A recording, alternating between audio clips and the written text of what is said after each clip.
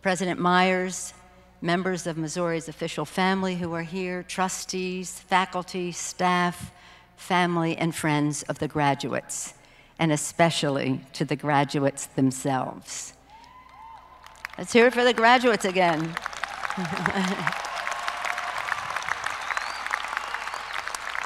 It is a great honor to join you today to celebrate the commencement of Webster University's class of 2007. I am confident that the class of 2007 will contribute greatly to the world you are about to enter, because Webster has prepared you for a world that grows more interconnected and interdependent each day. You have had the wonderful opportunity and privilege to attend a university with students enrolled from 125 countries and 12 campuses and teaching sites outside the United States. Webster has provided you with an international orientation at a time when international cooperation will be critical to solving the world's most pressing problems. I particularly want to acknowledge those who are hearing this from military bases. Essential to meeting the challenges of making peace and creating a better world are our men and women in uniform. With campuses on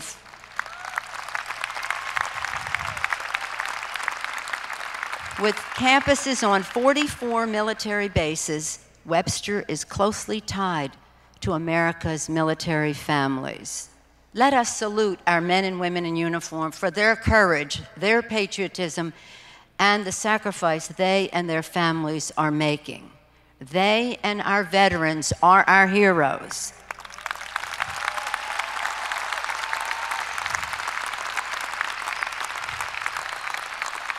Because of them, America is the land of the free and the home of the brave.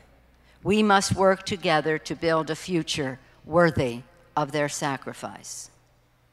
And speaking of families, I want to join President Myers in recognizing the parents and friends of the graduates who helped make this important day possible for all of you.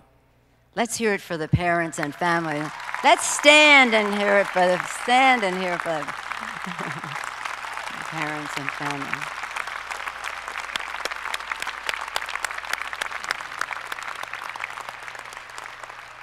All parents want to broaden opportunity for their children.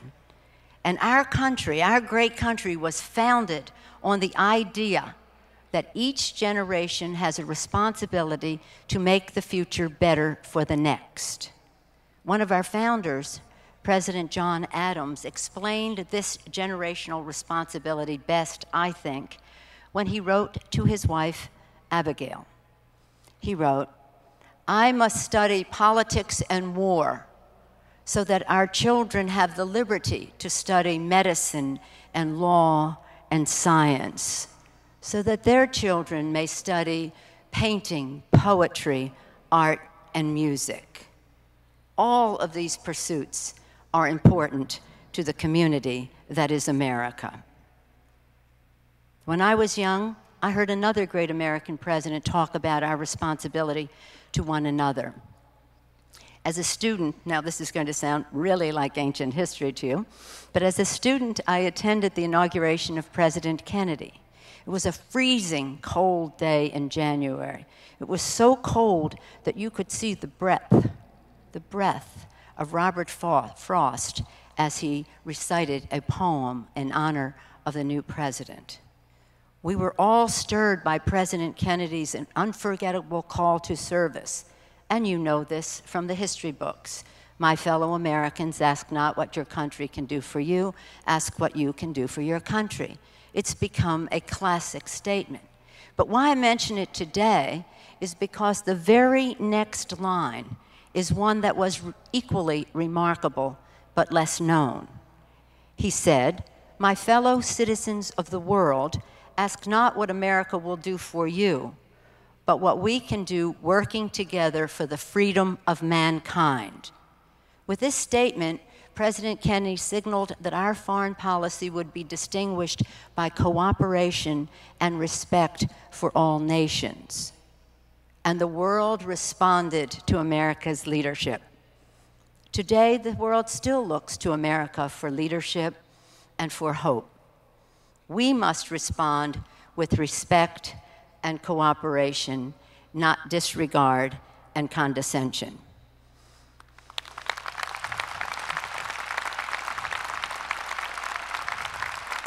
Only then can we engage in the diplomatic alliances needed to promote peace and avoid war. We honor our patriotic men and women in uniform, but we have a responsibility to avoid war. The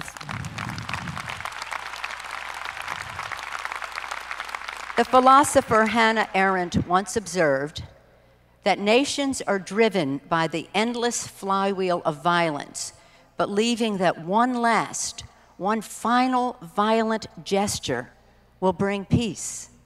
But each time they sow the seeds for more violence.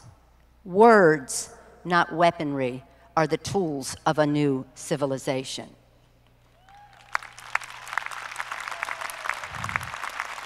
The university is where words should reign. The college campus is preeminently the place where argument, in the best sense of the word, debate, research, and articulate speech are and should be prized and maintained. Webster University has given you these tools to understand the world, to clarify your values, and to enter into dialogue with others so that you can help promote better understanding, freedom, and peace. Peace, peace.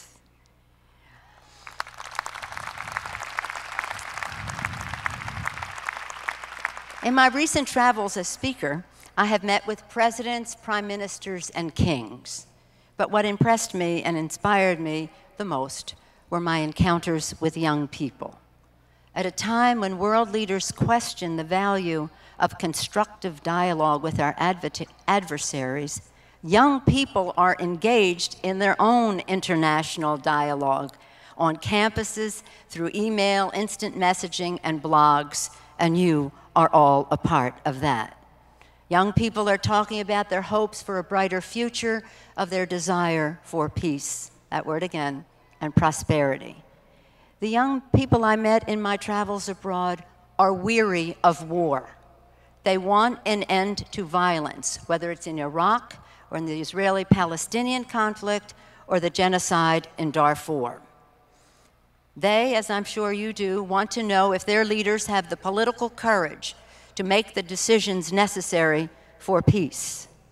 They want a future, and they want to know if their leaders can produce the economic opportunity, healthcare, and education for a better future. They want to alleviate poverty, and they want to end global warming and preserve our planet, God's beautiful creation. That's what I heard in the Middle East, and that's what I hear from young people across America. That unwillingness to accept the world as it is, the impatience of youth, is why I have such faith in the future and in the class of 2007.